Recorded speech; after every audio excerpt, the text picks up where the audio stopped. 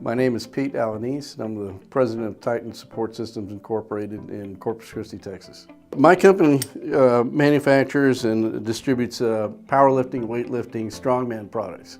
What we needed was a special lever lock that goes on a belt, and you can see here it's a special piece of hardware. It's not something you'll find at a local sporting goods store. We're working with a gentleman who took our lever, made some modifications to it, got a patent on it, and it's a really cool idea.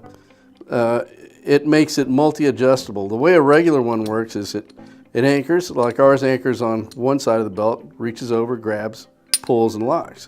Well, what this gentleman did was he reversed it to where now this is the anchor and this reaches over and it can lock and pull it over. Now it's a simple modification, but what's really beneficial about it is that you no longer have to disassemble the lever and move it along the belt if you gain or lose weight.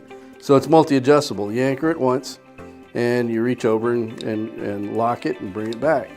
Simple change. What we found with the Novum, they had the expertise. They knew what we were talking about right off the bat. They understood what 3D schematics were about and printing, and assured us they could do it, and sure enough, they came through. We're not engineers. We have we're innovators. We think out of the box, but we rely on the engineers to take our thoughts, our ideas, and make it happen. If you think you're going to save money by trying to do your own prototype, by trying to do your own drawings, by trying to do it yourself, you're not.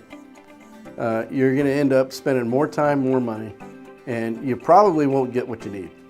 I can from past experience, I can just about guarantee that the simplest, most efficient, most effective way to get your idea to fruition is to come to experts like these guys.